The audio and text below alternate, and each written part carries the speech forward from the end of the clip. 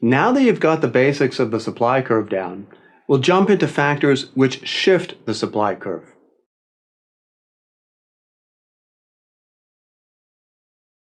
Here's the same list I showed you before of important supply shifters. Remember, the most basic one is a change in costs.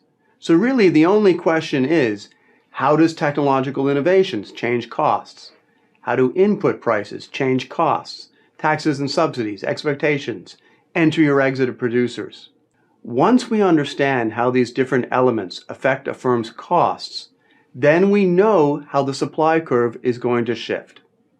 By the way, I've given you a list here, but the goal is not to memorize the list. The goal is to understand.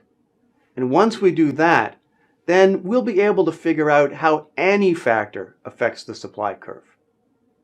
Okay, let's do some examples.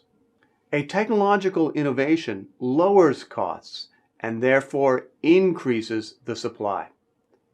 That means that sellers are willing to supply a greater quantity at a given price. Or equivalently, they're willing to sell a given quantity at a lower price. So let's imagine that we have some genetically modified seeds. What's the effect on supply? We'll assume that the seeds, for example, require less fertilizer. So let's graph out what the effect of this innovation would be on supply. Here's our old supply curve with the old seeds. Now we have the innovation. We have genetically modified seeds, which require less fertilizer and create a reduction in cost. What does that do to supply?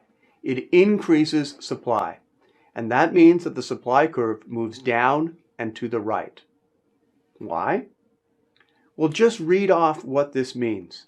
An increase in supply means that for any given quantity, the firm is now willing to sell that quantity at a lower price than before, since their costs have fallen. The minimum price that firms require in order to sell this quantity has decreased. In fact, the minimum price that firms require to sell any quantity has decreased. Equivalently, at any price, now that their costs have fallen, the firms are willing to sell more at that particular price. That's what an increase in supply means. These genetically modified seeds, they've reduced cost, and that increases supply. Let's look at another important supply shifter, changes in input prices. And let's do, in this case, a decrease in supply. An increase in the price of an input will decrease supply. For example, if the government were to increase environmental regulations and requirements on gasoline, that's going to cause a decrease in supply. It doesn't mean that the government shouldn't do that. Maybe it's worthwhile, but that will be the effect on supply. Let's take a look. Here's our old supply curve. Now we have increased rules and regulations which increase costs, or there's an increase in the price of some input. That reduces supply. Reductions in supply mean that the supply curve moves up and to the left. Again, just read off what that means. A reduction in supply means that at any price, the firm is now willing to sell a smaller quantity. Or equivalently, it means that for any particular quantity, with a reduction in supply with higher costs, the firm needs a higher price. Because their costs have gone up, the price that the firm requires in order to sell any particular quantity has increased. Remember, this is the minimum price that suppliers require to produce this quantity. And with higher costs, that minimum price has gone up. That's what a decrease in supply looks like. Higher costs, decreased supply. Let's look at a tax. A tax on output is equivalent to an increase in costs, and therefore a tax will decrease supply. Here we go. Suppose that before the tax, firms were willing to sell, let's say 60 million barrels of oil per day at a price of $40 per barrel. Now we imagine there's a $10 tax. How much will firms require in order to sell 60 million barrels of oil per day now that there's a $10 tax? What would be the requirement for them? $50. In fact, what a tax does is it shifts the supply curve up by the amount of the tax. In this case, by $10 everywhere along the supply curve. By the way, notice we actually haven't said anything here about what the effect of the tax will be on prices. In fact, we haven't said anything at all about how prices are determined. That's going to be in an upcoming video on equilibrium. What we're emphasizing now is how a tax, or how changes in input prices and so forth, affect the supply curve. The way we analyze a tax is by shifting the supply curve up by the amount of the tax. What about a subsidy? A subsidy is just the opposite of a tax.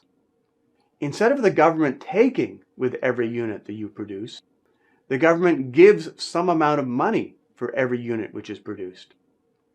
A subsidy is equivalent to a decrease in the firm's costs, and therefore it increases supply. Go ahead and graph the effect on the supply curve of a subsidy to, say, fast food producers. Suppose it's aimed at helping them export overseas. What would be the effect of a subsidy on the supply curve for fast food producers? I'm not actually going to show you that. If you have any trouble graphing it, go back and look at the tax example. A subsidy is just a tax in reverse. Expectations. This one's a little trickier, but expectations can also shift the supply curve. Imagine, for example, that firms expect a higher price for a good in the future. That increases the cost of supplying the good now, the opportunity cost. Since there's an increase in cost, that decreases the current supply of the good. This is perhaps easiest to see if firms can store the good. Suppose firms believe that the price is going to be higher in the future. Therefore, they're going to want to produce more today. But instead of selling today, they're going to want to store the good in order to sell it in the future when the price is higher. This will become more important when we come back later and talk about speculation. But let's see how this works with the diagram. Here's the supply curve currently. Now firms come to believe that prices are going to be higher in the future. So what do? They take some of their current supply and they put that supply into storage. They remove it from the current market. Since that quantity is no longer being supplied on today's market, today's supply curve decreases. The entry and exit of new producers is another important supply shifter. It's pretty easy to see that with entry, that implies more sellers in the market. That increases supply. Exit implies fewer sellers in the market, decreasing supply. What will happen to the supply of lumber with a free trade deal with Canada? This actually happened, of course. Here's the domestic supply curve, the US supply curve, without the free trade deal. Now we get NAFTA. We get the free trade deal. And what that means is that at any price, there are now more suppliers. So there's a greater quantity supplied at each particular price. In addition, Canadian firms will have lower costs than their American counterparts. Not all of them, but some of them are going to have lower costs. That means that at any quantity, there's a lower price for the same quantity. As entry increases supply, and for exit, the process just works in reverse. Our final supply curve shifter, changes in opportunity cost, is perhaps the trickiest, because we're usually thinking about costs in terms of dollar costs. But we have to keep in mind that the fundamental concept of cost is opportunity cost.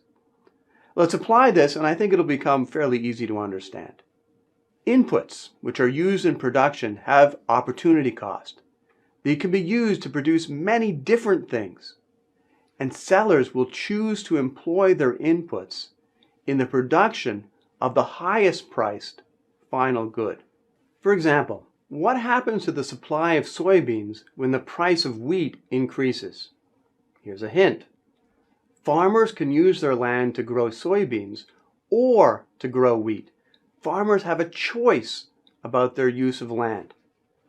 So what happens to the supply of soybeans when the price of wheat increases? Let's look at this with a graph. Here's our initial supply curve for soybeans, and we'll label this low opportunity cost. That means that the price of wheat is low.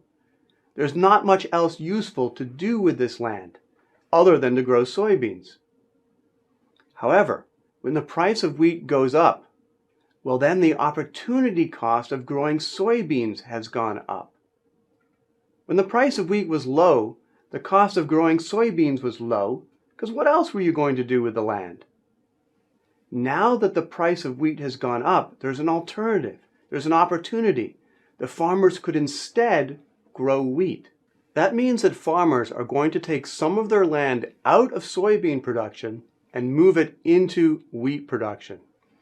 So to produce the same quantity of soybeans, the farmers are going to require a higher price because their costs are now higher. Their alternative, their opportunity cost is higher. Or to put it differently, at the same price of soybeans, farmers are now going to be willing to supply fewer soybeans because they've got other things to do with their land, such as growing wheat.